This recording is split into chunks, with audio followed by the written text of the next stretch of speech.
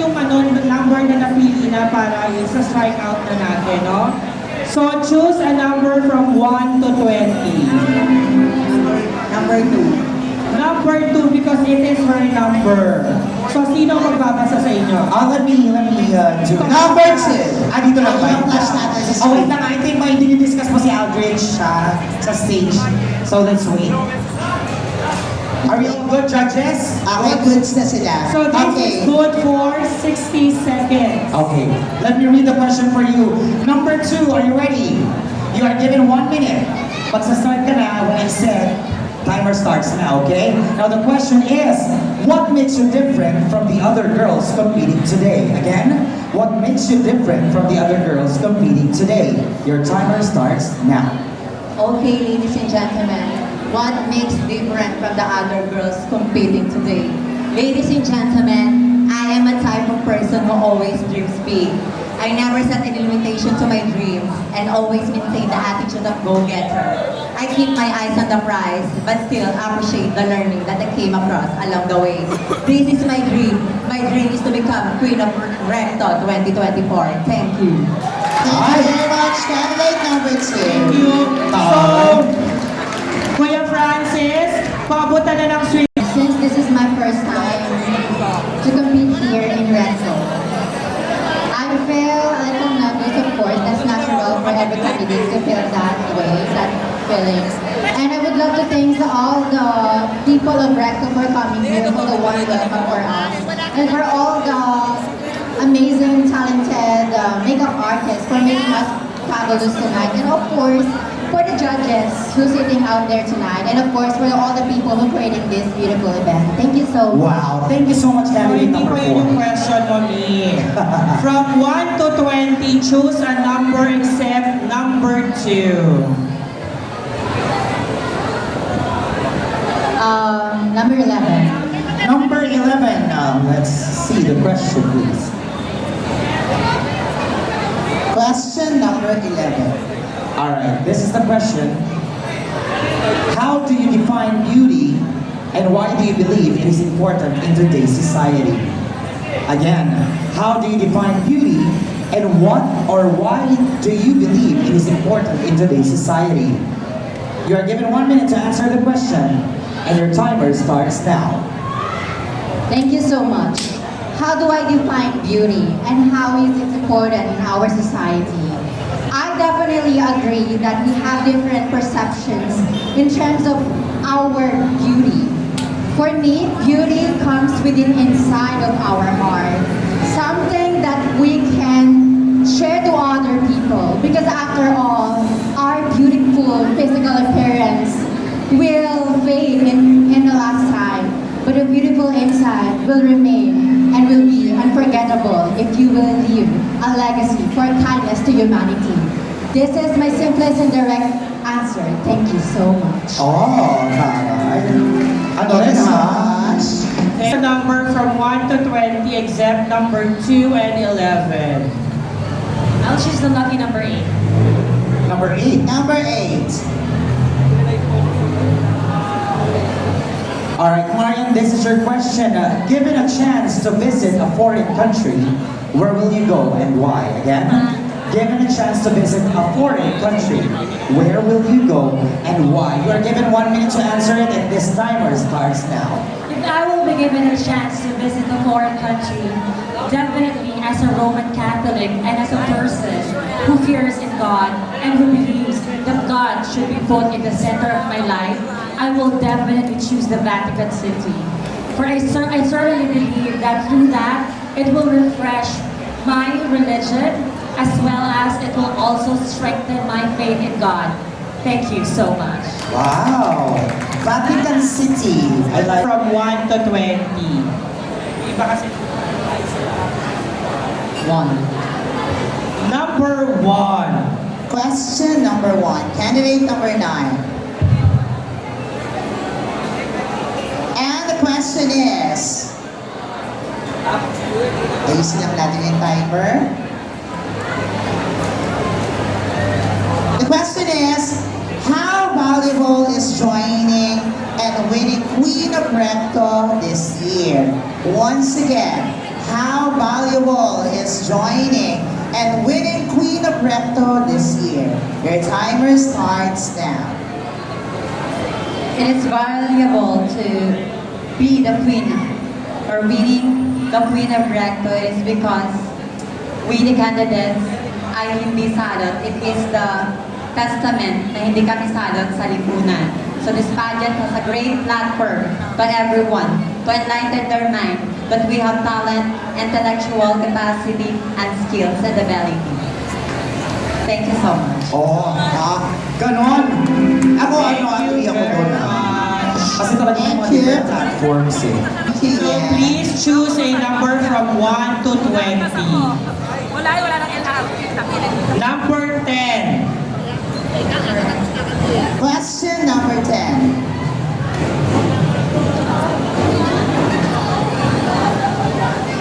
The question is, how do you plan to use social media to connect with your audience and promote your platform? Once again, how do you plan to use your social media to connect with your audience and promote your platform? Thank you very much for that very interesting question. Let's always take in mind, ladies and gentlemen, that social media is a technological advancement. However, a lot of people use it in a very negative way. Let's always remember that every single individual, especially us queens, we have our own platforms, our advocacies for which we believe in. I am someone who supports the equality of work for every single individual, despite your sexuality. So how will I be able to use my social media? Simple. By simply promoting social media literacy. By taking in mind of what others think and making sure that I do not offend anybody with what I post. Because they take in mind that negativity is something that is very bombarded, especially nowadays. But that in this time, we, queens with platforms and advocacies, shall end this problem of negativity by fostering positivity for every single individual. Thank you so Thank you much. very much. Candidate number 10.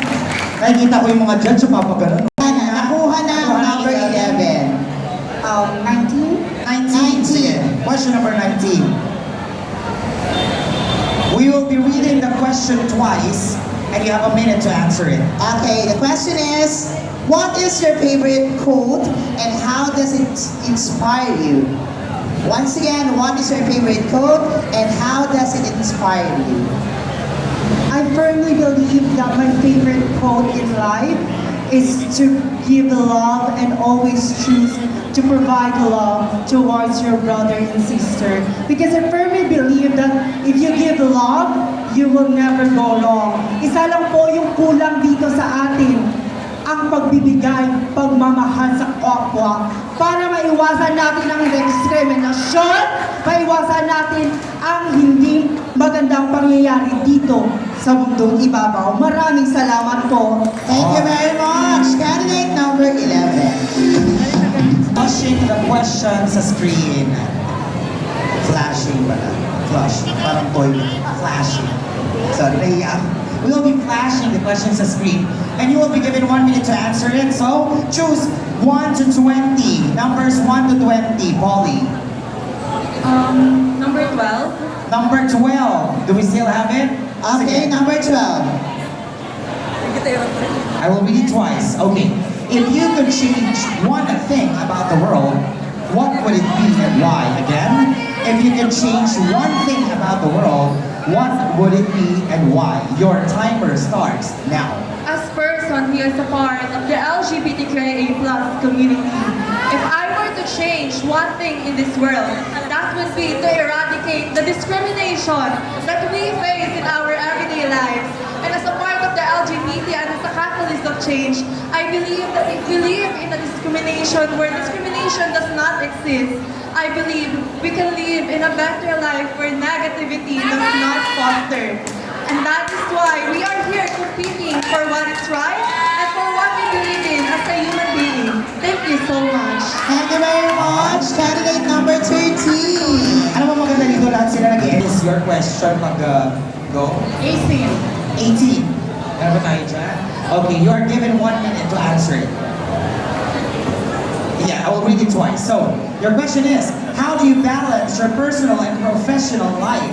Again, how do you balance your personal and professional life? Let's wait for your timer.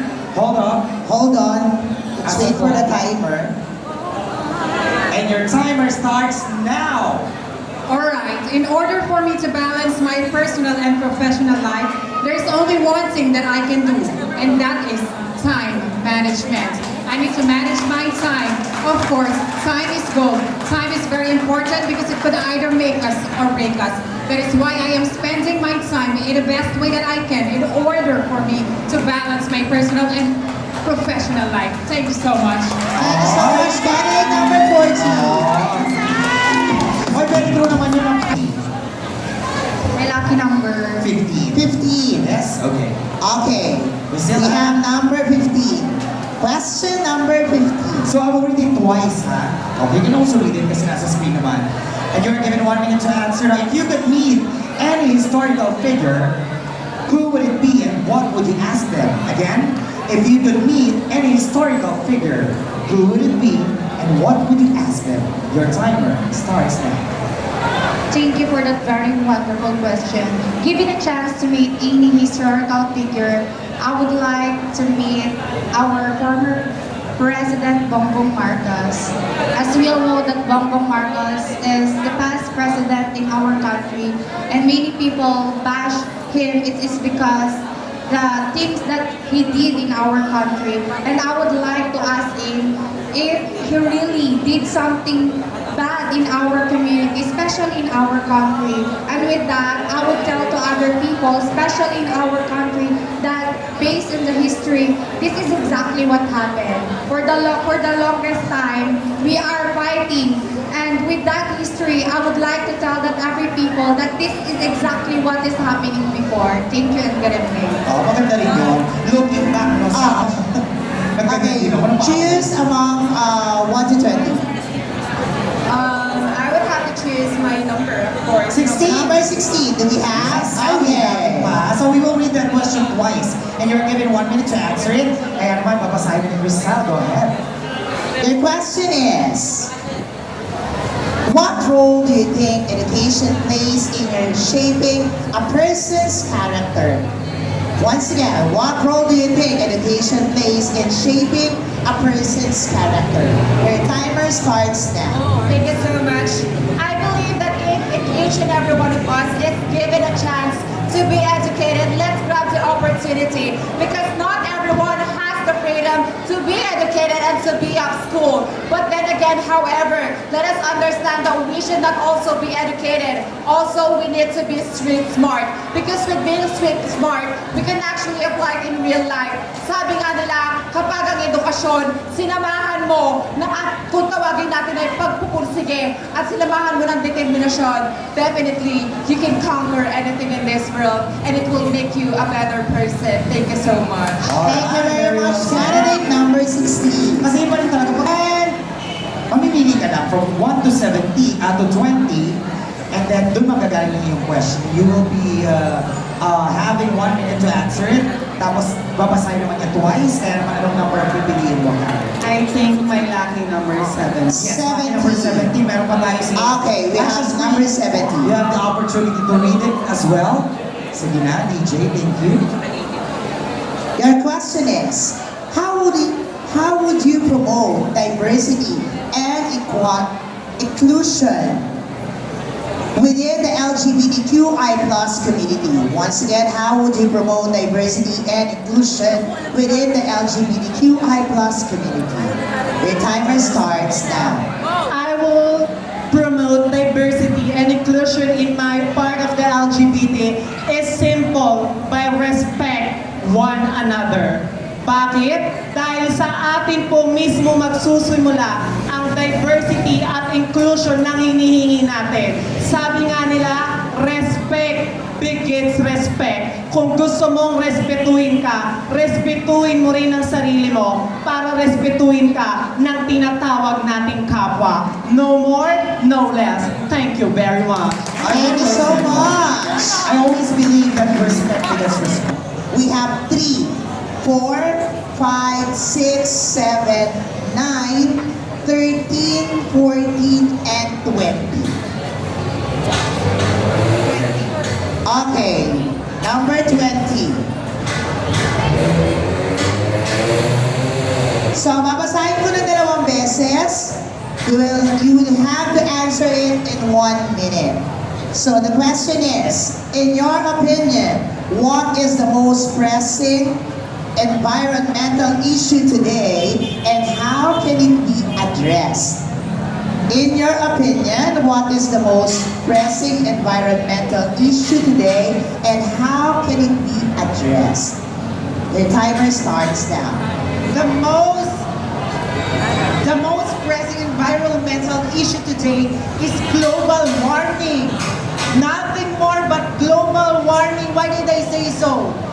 Look at now. It's evening but it's very hot and I think the best way to address this, magtanim tayo ng mas maraming puno nang sa gayon, it can help to warm our environment.